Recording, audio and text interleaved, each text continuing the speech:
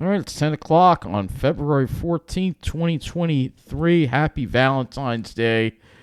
I did actually go to the Pine Barrens and did a little video for you. It was a nice, clear day. Very warm, though, out there, for sure. Well above normal. You can see, looking at the satellite, more or less clear skies until we get toward this evening, where you see those high clouds coming in. They started coming in. I guess you started seeing a few of them late in the afternoon, but more or less a clear day, but very much above normal for the day. So our high at Islip was 53. The normal high is 41, so that's 12 degrees above normal. The low is 39. Normal value is 25, 14 degrees above normal. So that means the average temperature today was 46. The normal is supposed to be 33, so we were 13 degrees above normal today. That's incredible. Again, just incredible warmth continuing through this month. For sure. And if we go and we look at let's go to the Islip here, preliminary monthly data. Let's see how much above normal we are now after today. So now we are averaging, closing in on 4 degrees above normal so far, and we got plenty more warm weather to go. So yeah, you notice all this winter weather out west. I mean, they have blizzard warnings. They've got winter storm warnings out for large areas of the west, from Denver stretching down to Flagstaff. So that's where they're getting the winter weather. We're dealing with spring here in the Northeast. So looking at what we got outside right now, you can see temperatures have dropped from what they were earlier. And we do have some radiational cooling taking place. I see West Hampton is down to 28, 39 at Islip. So looking at the day at Islip here, we'll go and look at the day here at Islip as soon as it loads. And so you'll see here, I'm a little tired because I just did a lot of walking today. But you can see here, mid-50s for the day here. Northwest winds. The morning started off around 40 degrees. And then we had northwest winds for most of the day. A little breezy in the early part of the day. And then the winds kind of dropped off. And you can see what happened here when the sea breeze came in. It dropped the temperatures quite a bit. It went from the 50s down to the mid-40s. And it's probably even more pronounced on the South Shore. I'd like to look at some South Shore stations, too. Because even though this is Islip Airport, it's really in the middle of the island. It's more like Ronkonkoma. I should really call it Ronkonkoma Airport. Let's go look at the highs and the lows for the day. Highs, pretty much mid-50s across the area, except for some areas on the North Fork, which were a little cooler.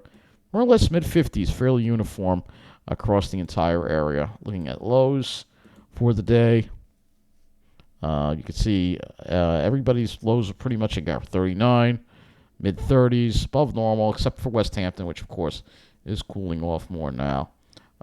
So let's go take a look at, I guess we'll go to some other local stations before I go back to the maps here. Let's see if we can find some local stations in the South Shore to show you what that sea breeze did. Why don't we pick out Belmore? All right, so right now it's 41 there. Let's see if we can find the sea breeze on the chart. We should be able to find it pretty quickly here. Yep, there it is. You can see it right there, right around 5 o'clock. So there's the sea breeze coming in. So looking at our weather map here, we have high pressure in control that's moving offshore, going to give us that southwesterly flow. We have this low pressure system, a number of lows right here in fronts all across. It's an occluded front here across the Midwest. Then we have a cold front, a stall front with multiple lows riding along it. That's going to bring all that snow in. They're going to get quite a bit of snow out west too. If you look at the winter weather here, you'll see. Look at all that probability of snow, but it's all out west. It's all out west. Not unfortunately for the people who want to see snow here. Nothing in the Northeast at all whatsoever. It's all out west, and those lows are going to go right up into the upper Midwest. Severe weather risk tomorrow for the lower half of the Midwest. That'll have to be watched as well with these lows here. And this is from the National Weather Service here. Above normal high temperatures through Friday before a cold front knocks them down. So we have a large. We're going to get through a number of days where we're going to have to deal with above normal temperatures And still, when you look at any of these days here, you see out of the 7 days shown, there's only one day that's going to have average temperatures. Every other day is going to be above normal, and perhaps getting into record territory as we deal with all this warm weather here. So let's go to the weather maps here, and you'll see here's the models, I should say. And here's that low pressure system that's bringing all that storminess to the west. You see a lot of it there. You're going to be getting a lot of snow. You see, look at how far. I mean, western Great Lakes, that thing shoots up. That's how big this ridge is in the east. All right. And we'll be dry tomorrow, but as we get into Thursday, we'll have to watch for the chance for some rain with a warm front, believe it or not. Yes, a warm front. That'll make it even warmer and more humid. And then the cold front on Friday. That'll bring in the colder weather for the weekend. And there's your high pressure system. But again, look at how quickly it moves offshore. And then once again, we are back into the warmth. So only one day of near normal weather, and then back into the ridiculous above normal warmth that we are seeing right now. And just to just to make it even worse for people who want to see snow, we'll go to the southwest U.S. here, and we'll look at total snowfall here, and you'll see that those areas out west, Flagstaff, and some of the areas in Colorado, you'll see a foot or more of snow. But for the rest of us, we're still waiting for the snow. We're still waiting for it. So let's go to the northeast. Obviously, no snow for us. Let's go look at the HRRR model, and we'll look at what we have coming for tomorrow. We'll put it in precipitation mode. It's not a whole. Again, tomorrow will be dry, but we will see more clouds. And you see, look at those isobars, southwesterly winds. When you see them pointing to the southwest, you know we're going to have a warm air mass coming in. And then as we get into Thursday, this is when we've got to worry about some rain chances. And we could have the HRRR is generating a period of rain from the afternoon into the evening, perhaps, with this feature. Let's call it a feature. And then the cold front is off to the west there, as you see. And so if that happens, we would wind up seeing more rain out of that. But right now, it's a little bit far in advance, but one thing that we will definitely see is an increase in the moisture, so that could help fuel some rain. So, and we actually could use some rain because it's been pretty dry lately. So winds are southwest tonight, and you'll see tomorrow there is a southwesterly component. That will help keep Long Island significantly cooler than places inland like New Jersey. So there's going to be a big difference between New Jersey and Long Island. And then as we get into your Thursday, here comes that moisture, that humidity. That's what's going to bring the rain chance. That's actually a warm front that's going to come through. So it's going to go from warm and not humid to warm and humid as we get toward later into Thursday. And you see there you see that front pretty well marked. So that could be a focal point for some rain to develop. Let's go to the temperatures, actual air temperatures tomorrow. And this is the HRRR model. I think we're going to see 70 degrees. I think near 70 in much of New Jersey, perhaps even Central Park. And then as you move east, it's going to quickly drop off with highs generally probably around 60. Queens into maybe northern Nassau. The rest of Long Island highs generally in the 55 to 60 degree range. Cooler on the South Shore, of course. And then you'll see as we go into tomorrow night, it won't cool off all that much. As far as tonight goes, we'll probably have lows. It probably won't, because of that southwest wind, we probably won't be getting much below the 30s, though there could be, again, some isolated radiational cooling. So getting back to, as we head into Thursday, you'll see, look at Thursday. So it's bringing, the HRRR is bringing a real surge of warmth, and it's bringing it over Long Island. For some reason, it has the winds, I think at this time, let me look at the wind direction. No, it still has it southerly, but for whatever reason, it's bringing Long Island, a big surge of warmth over Long Island, and we could get up to near 70 degrees on Thursday before this rain moves in later on in the day, which is pretty crazy. And then when the rain moves in, the temperatures are going to drop. So it's weird how it has this little burst of warmth like that. I don't know why it's doing that, but that's probably an area of sunshine that would come over and heat things up before the clouds and the showers would come back in later on in the day. So potential for record heat. I think we're going to break records. We can look at a few more models when it comes to this warmth. Let me go to the FV3 because we have some of that 0Z FV3 in as well. So let's go to that. as well, which is the high resolution GFS. So see southwest winds tomorrow, and then see what it's doing. It's trying to turn the winds to west for a little bit on Thursday. If that happens, it could get hot here. If we get the sun out, then the winds shift more to the south, and then we get more of that humidity. It has something to do with that frontal feature, and then you can see the southwest winds pick up. I mean, it looks like an LLJ here, or early Friday here before this front comes in, and that front could be the focal point for some thunderstorms as well.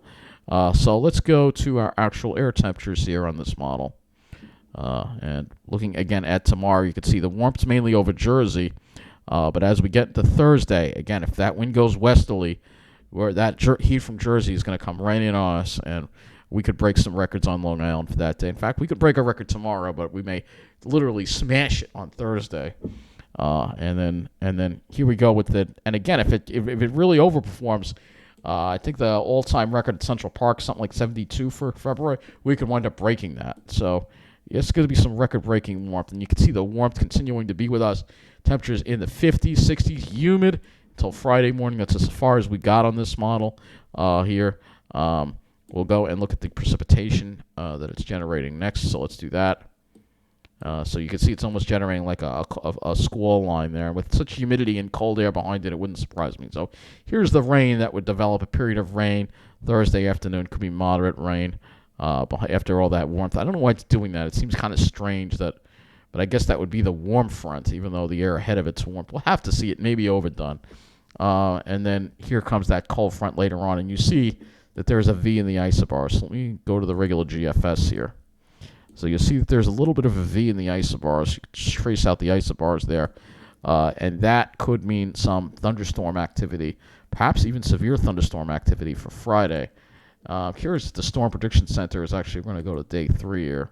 So you can see here's Thursday, and you can see how that severe risk shoots up into the Great Lakes. All right. And data 4 to 8, it's not showing anything for 4 predictability too low. But we're going to have to keep an eye on this, because we may see our area put into a risk of severe weather again, because it's such warm, humid air ahead of this front. So here, looking at these dew points here ahead of this front, you'll see how high these dew points get. They're pretty high, and it's going to be pretty warm. So that is a focal point for some thunderstorm activity, perhaps severe thunderstorm activity. We'll have to see. So we start off possibly near 60 or in the 60s Friday morning. By the afternoon, we're dropping through the 40s. And then as we head into the evening, temperatures drop below freezing to the 20s. And then for Saturday, highs near average, highs upper 30s to low 40s, which is normal for the middle of February. But you'll notice once we get towards Sunday, boom, we're back up again above normal. And, back above normal again by Monday. So, yeah, it's ridiculous. So let's see how much the GFS is just saying with the rainfall here. Total accumulated precip, because I'm not even going to bother looking at snow here. So it's actually bringing, with this a decent amount of rain, perhaps as much as a half inch to an inch of rain, with those two features between the cold front itself and more likely the warm front that would be the focal point for the generation of this rain. Let's go to the NAM 12 here, because the NAM should take us out far enough. Now, the NAM's a little more higher resolution. You can see it's got Long Island in like a dry spot. So let's see what the NAM is doing with this rain. I'm kind of curious.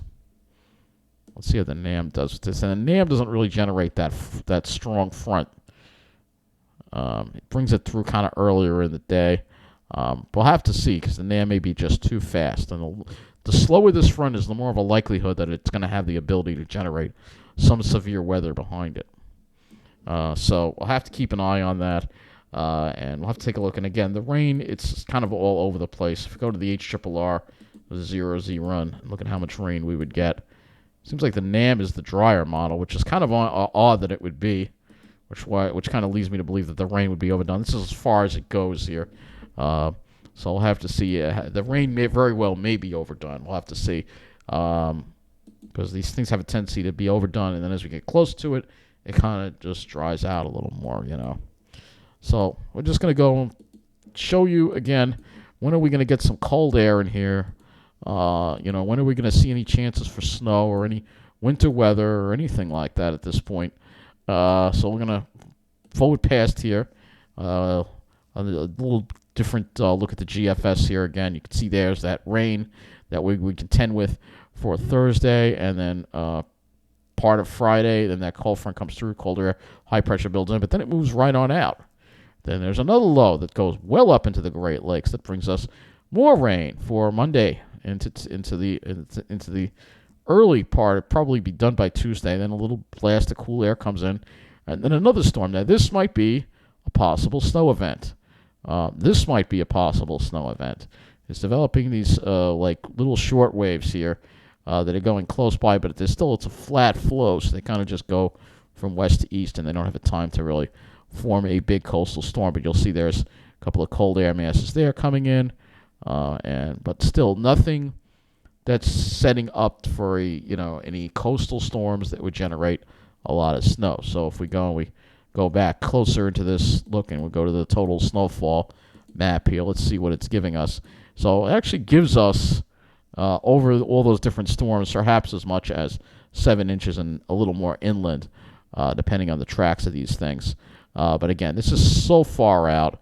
This is the 18Z GFS, of course, which we know. If we go to the 12Z, let's see. 12Z has it up there too. We'll have to see what happens. It is showing colder air, so I'm going to keep the 12Z GFS up here, and you'll see we go to the temperature anomaly chart here. So we can take a look at first of all, this is the heat that we're going to have to deal with again this week. Then you go about near normal on Saturday, and then you can see another stretch of above normal weather. But then we start getting some colder air next week. Here comes the colder air, especially the final weekend of February. It's generating some nice cold air over us, and that would, we go here, we look at the actual air temperatures. You'll see temperatures won't even make it above freezing. So it does try to bring in some Arctic air, and that could cause some snowfall storms. But again, it's inconsistent. Let's go to the European model and see if the European model is doing this before I wrap up this weather update. I got to go to the 12Z European model. This doesn't go as far in the future, by the way. So this is the European model. It's showing the heat again. Look at that heat for Thursday as well. So Wednesday is probably not going to be the warmest day on Long Island. It will be warm in New Jersey, but it's Thursday that's going to probably get quite warm. The models seem to indicate that. And then as we head into Friday, you see the temperatures drop, and then for Saturday, more normal, but then boom, we go back above again. This is the European. The European also is bringing the Arctic air in for next week, so this is good. This is a good sign to see some of the Arctic air. We have an agreement that it looks like as we get toward the end of the month, we may actually get a shot at some actual winter weather, perhaps. We'll have to see. Not just the cold, but maybe some snow chances too. Because we haven't had any snow. Half an inch is just ridiculous. This far in, and we haven't gotten any snow at all. It's insane. So let's go, lastly, look at the skies. Obviously, we're going to have plenty of clouds around. So we'll go to that now on the GFS here. I'll back this all the way up over here. So you take a look. So tomorrow, probably be a lot of more clouds in the morning. There'll probably be filtered sunshine for the afternoon. Thursday could be breaks of sun again, and then the clouds and the rain come in. And then as far as Friday goes, maybe afternoon sunshine, and then Saturday should be mostly sunny. And then here comes the next batch of clouds for Sunday on the GFS. Of course, this is a low-resolution model. Let's go to the FV3 here. The 0 is the FV3. There's a little bit of a higher resolution model here that we can use. You can use several of them. So you can see all the clouds coming in tonight. We'll have a deck, and then the clouds will be with us tomorrow, but there may be some more sun in the afternoon, but I don't think it'll be clear like it was today. You can see it gets pushed to the south for a little bit for tomorrow night, and then Thursday, more clouds. You can see a little peaks there, little holes in the clouds. Hazy sunshine might break out, and that could get us quite warm. So let's go lastly to the RGM. For skies here in the RGM. A lot less aggressive with the cloud cover. It has the high cloud cover in the morning, but then as you get toward the afternoon, it gets rid of it all. It may be just a little too willing to do that. For Thursday, that's as far as we got. This is the 0Z run, actually, so if I want to go further, we have to go to the 18Z run. And then for Thursday, we'll have the high clouds thickening and then bringing that chance of rain. But you can see there are a couple of breaks there. And then as you get into Friday, we have the clouds, and then it clears on out for Saturday. So I think that's going to wrap it up here. So again, we'll have to watch for the threat of severe weather as we head into the next couple of days, starting in the Midwest and working its way into the Great Lakes. And again, just because of all this warm, humid air that we've got coming up where it shouldn't be, that's why we're seeing this. And again, if we go to the CONUS view and we look at the GFS here and look at our dew points and just take it to the whole CONUS view, you'll see what I mean. You'll see these high dew points. So let me move this back over here. You'll see this tongue of humidity that's going to be surging up and colliding with this colder air that's coming in behind it. And that is going to set the stage for some thunderstorm activity. And again, it's quite humid air, unusually humid air. You can see that ridge right there that would cause this thunderstorm activity to develop. So I think that's going to wrap it up here. We'll have to again keep an eye on this because things will get damp as we get toward Thursday. It's going to feel humid out there. It shouldn't be like this in February. It's absolutely ridiculous. And like I said, record-breaking heat possible, and actually likely, I think, for tomorrow and Thursday. And more likely for Long Island on Thursday, I think. So that's going to wrap up this weather update. Thank you for watching and have a good night.